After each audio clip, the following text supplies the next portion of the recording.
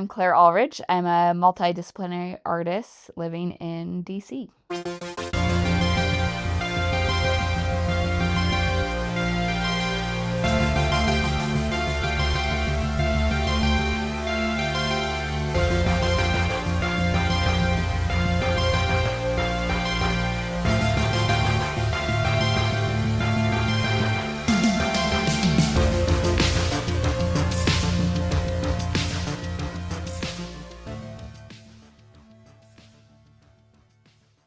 Whether wading in the ocean, kicking a leg up in a forest, or suckling on her own toe, it is safe to say that the fabric of our lives is not cotton, but rather the untetherable imagination of Claire Alrich. Wow. Claire, I have to ask the most burning question first, and that is, do you still have any of those wonderful fabric cubes for sale? And if so, take my money. Oh, wow. I do have fabric cubes. Actually, David, you're sitting next I to know, a I was fabric thinking, cube I was right like, now. oh my gosh. And in fact, this one, which I moved, this is my biggest fabric cube yet.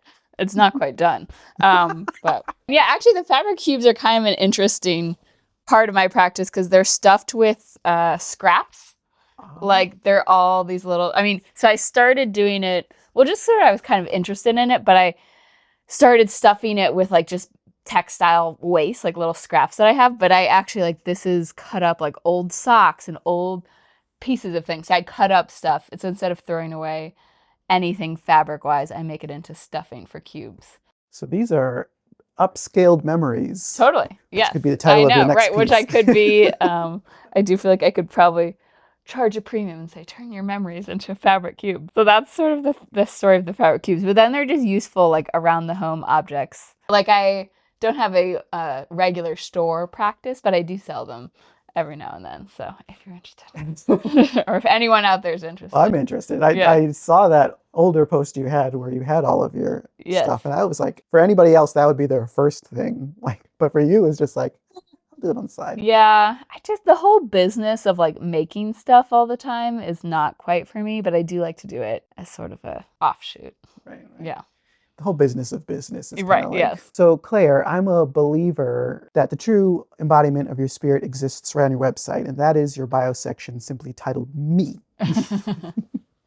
Me, it's direct, it's honest, and without preservatives. So my question is, who gets to be brought into the folds with me?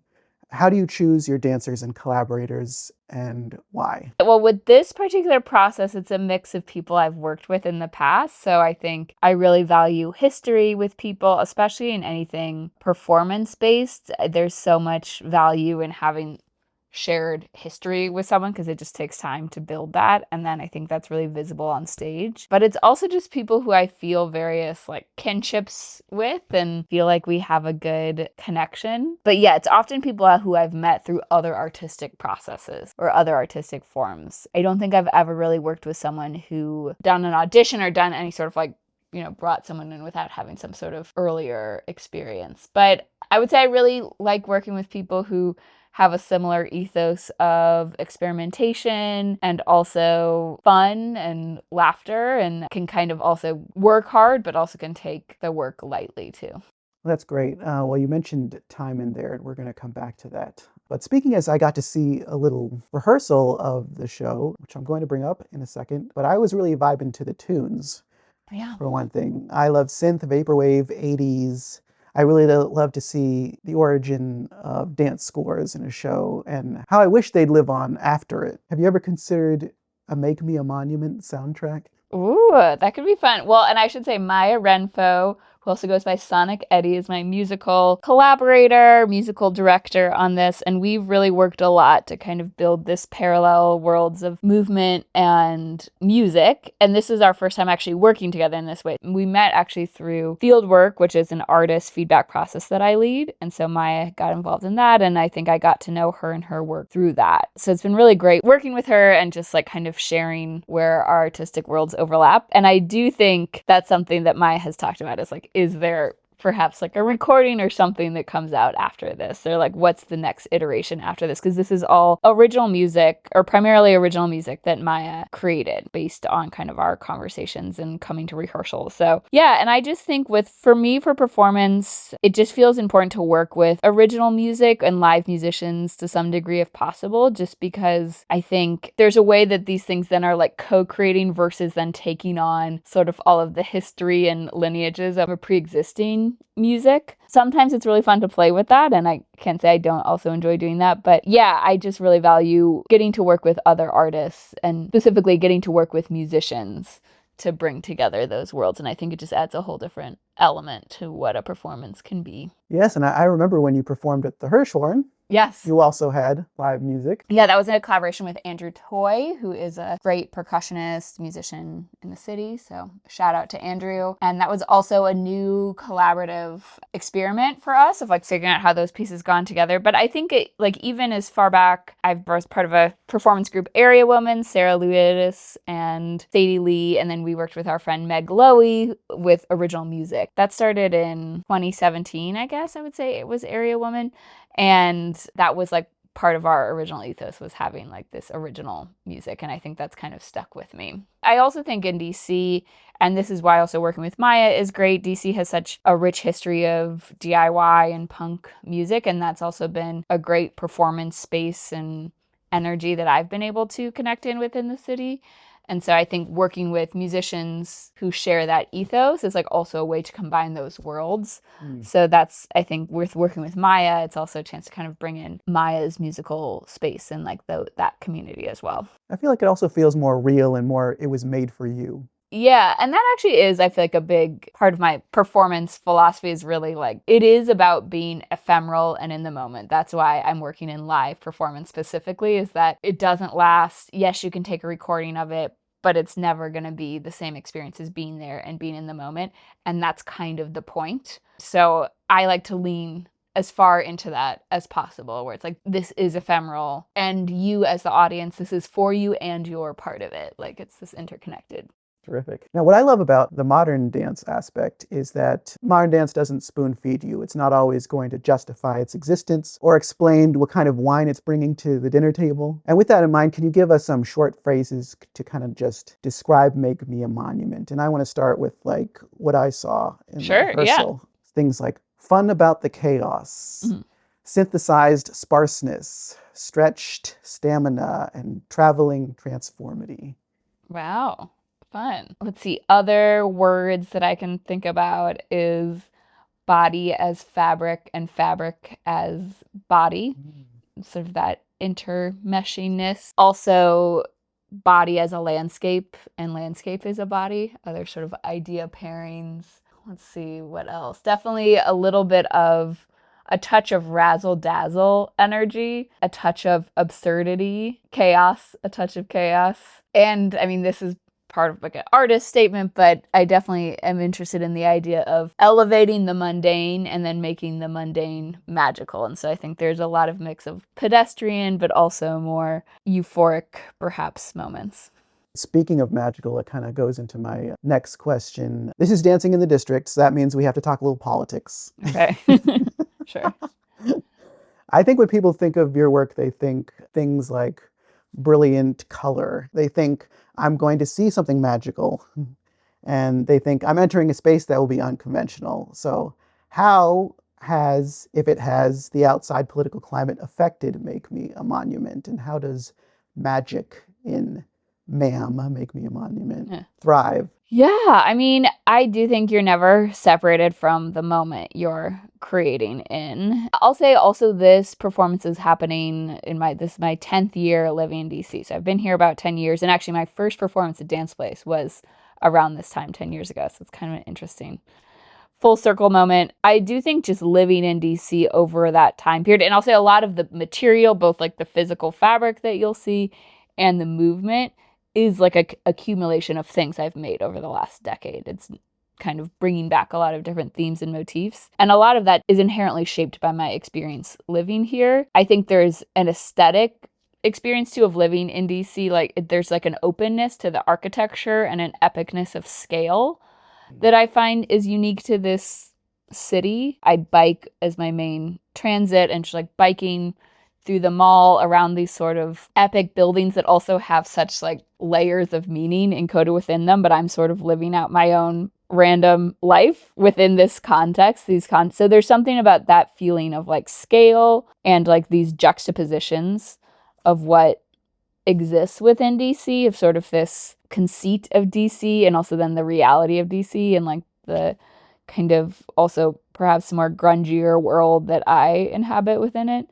So I think that's definitely something. And then I guess within the current moment, I'll say that like just to go back to like my dance cast, like they have been a real joy to be with during this time. And I think the artistic process has been just a real light for me. It's a stressful time in DC, and I would say in many ways the city feels under attack, both like literally in some of its funding and I think just even morally, like a lot of people losing work and just even I think a lot of the values that people hold here feeling under attack. So I think that is definitely the air of what's happening, and I think rehearsal has felt like this space for experimentation and connection. And my cast didn't all know each other before, and some of the people were newer to me too. So even just like building these relationships and building this sort of artistic community has been a real bright spot for me. I hope that that sort of comes through to the audience, that they're brought into this space that we're building. Because yes, it's the performance, but it's also kind of the energy of the process. I do feel like an aspect too of my work right now, and especially in this very current moment when there's a lot of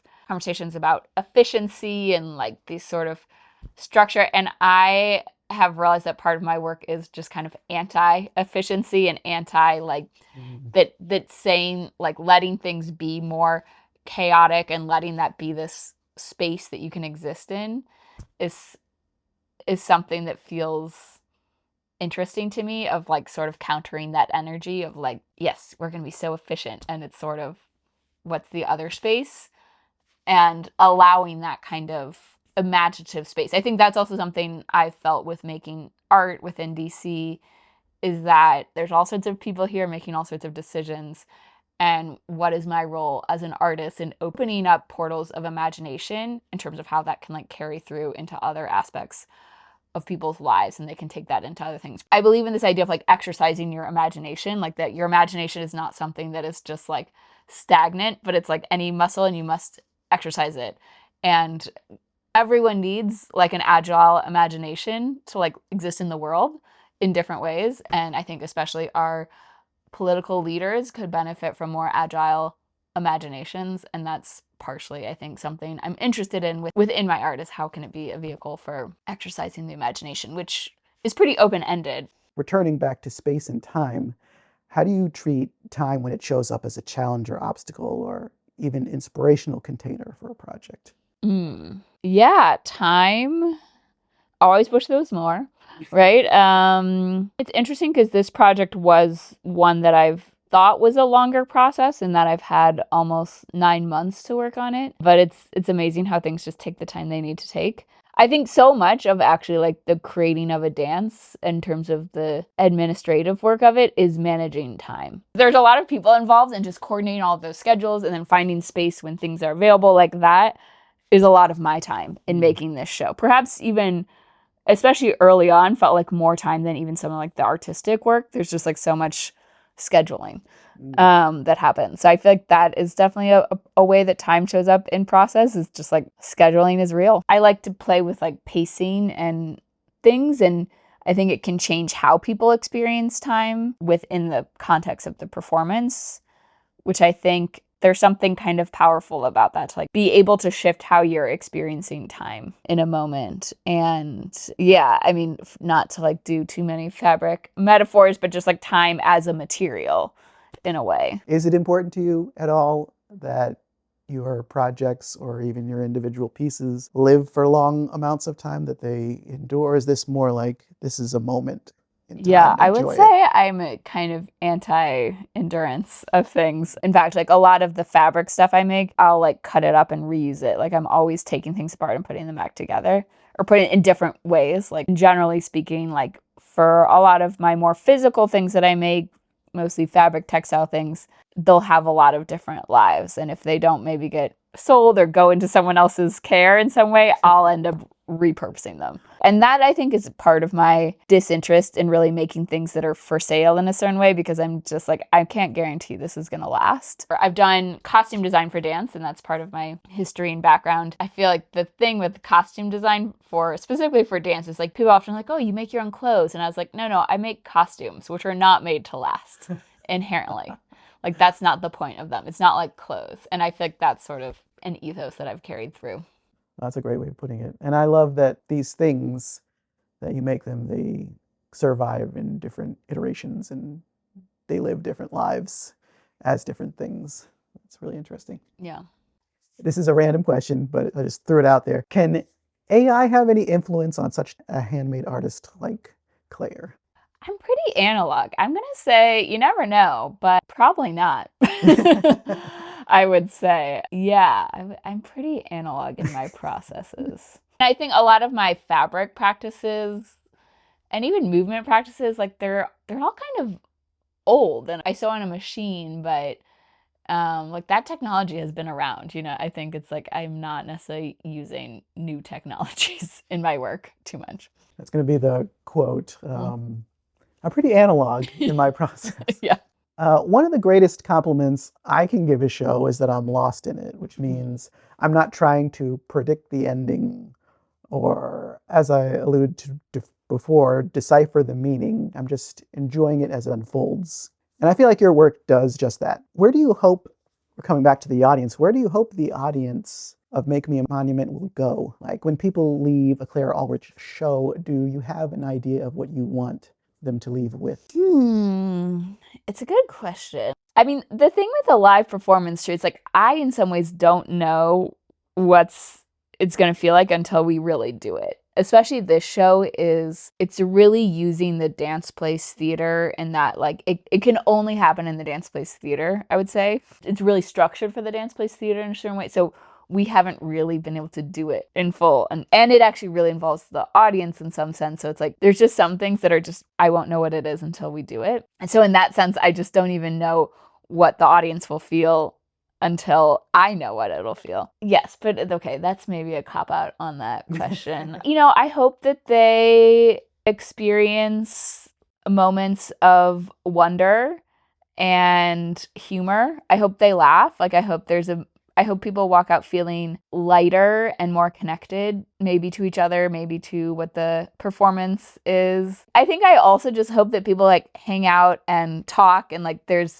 I think that's so much of my favorite parts of like, especially dance place. I have so many members just like hanging out in that lobby, like talking to people. I mean, that's also part of my favorite part of like rehearsal is like your people are coming in and you're checking in and talking to each other. So I hope it feels like a fun party to some degree. I think that like there's some amount of that. But yeah, but I also think there's probably lots of different avenues of experience, and I'm curious what it's like. But can I swear or no?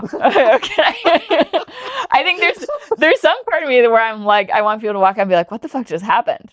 We're going to beep that. Okay. No, we can swear. That's fine. Or just like, what the F just happened? But maybe to distill it down, a sense of wonder, some laughter, and feelings of connection. That's great. Final question. Oh, I will say beforehand, I just wanted to quickly ask, when is the next field work? There's nothing currently on the calendar. But yeah, if anyone is interested in fieldwork, and fieldwork is artist feedback process, but it's a structure and space for artists to share their work, to get feedback, but not about telling you what you should do. And it's not really critique focused. It's more about sharing your experience, and it's structurally non-disciplinary. So the idea is like different types of artists getting together. So it's not everyone in your same discipline. So that's kind of a touch of what fieldwork is. I don't know when the next one is, to be honest. It's kind of a little bit ad hoc at this point. Maybe in the fall. Okay. But nothing on the current horizon. But you're confident it will return. Yeah. I feel like I've started doing one kind of once a year-ish is kind of where my capacity is at. But I have been thinking more about if there's ways to do shorter sessions or more pop-up sessions or something. Because, yeah, I mean, that's been a great way that I've connected to various artists. I mean, several of the dancers in my show, and Maya, who I said is my musical collaborator, I met through fieldwork and got to know through that. So it's definitely something I really value and I think does have something to offer the community. There's only so much time, as we've discussed. So yeah. Back to space and time because we love going back there. I love Yes. going back there. It's something that I'm fascinated with. So one day, what you're hearing right now will be 5, 10, 15, and so on years old. Yes. Does Claire today have anything to say to past Claire or future Claire? Ooh, past Claire, future Claire. Well, I mean, it's it for this process. I have been revisiting past Claire in a lot of different ways, like Mm-hmm. through rereading old journals and rewatching old movement videos and yeah, taking apart old things that I've sewn, fabrics that I've dyed for other projects. So there's been a lot of actually revisiting in certain ways. And I don't know that I have anything to say to her, just that, like, she's with me. I guess generally what I would say to past Claire, like, sometimes when I would watch videos, I just want to be like, you got this, girl. And perhaps that's, like, the thing to say to future Claire, too, which is probably true, where it's like, you got this, girl. I will also shout out to my many friends who have been supportive of me during this process, because there have been various times where I've called friends and been like, you believe in me, right? Like, you believe I can do I this. think we all need that from time to Yeah. time. And Yeah. so I guess I also offer that to past Claire and future Claire, where I'm like, I believe in you. This is the section where you just give shout outs and plug. Oh, yes. Okay. I do want to I am going to give my Oscar acceptance speech and just do some shout outs, like thank yous and whatever. You can include what you want. But I just do think I have been really grateful for my cast and how they've met me in this process. But an interesting part of this process is I broke my elbow in October of 2024, right kind of when we were getting into rehearsals. My healing process through all of that has been really enmeshed within this show. You'll also see, I guess, in terms of movement, there is actually a lot of elbow choreography in an interesting elbow nostalgia way. But I just feel like I had to be sort of more of the choreographer who was like sitting and like yelling out from the side than demonstrating as much as I might have been. And I just really appreciate my cast for being there and being open to experimenting with me and going with it. So I'll say my cast is Mi Kawashima, Thomas Northrup, Miss Jessica Denson, Patricia Mullaney Loss, Vivian Chen, Farron Kelly, Grace David, and Jaden Brick. So they've just been really great to work with. I've also been working with Allison Grant, who has been a wonderful addition to our team. She's our understudy, but also has just been helping in all sorts of places and has been great to just jumping in.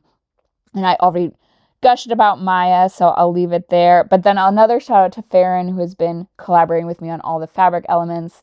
And I'll just say Farron brings like a calm steadiness to sort of my frenetic chaos, fabric chaos that I really appreciate. And we've collaborated on all the fabric elements as well as the costumes. And so that's been a great addition. And then Sarah Lewidis has been really with me from the beginning of this process. She's officially title is dramaturg, which has been something we've been working on, even what that means the whole time. But we've had pretty much every week we would write each other letters in the Google Doc, and so she's just been a sounding board for me and an accountability partner, and just has helped me shape a lot of my thinking around this work, as well as giving feedback in the process. And yeah, shout out to Dance Place for letting me make this show and support, specifically Liam and Malik, who have been really supportive in the process. And I'll also do a shout out Sadie Lee, who encouraged me to submit the Ding Dong application. AK Blythe, Emily Ames for supporting with some marketing things. And then I'll also say Sarah Beth Oppenheim, Haley Cutler, and Susan Otchen, who all came and gave in-process feedback. You know what? I'll do a last shout out. My high school friends are going to come see the show, and I feel even my friend Malika is flying across the ocean from India.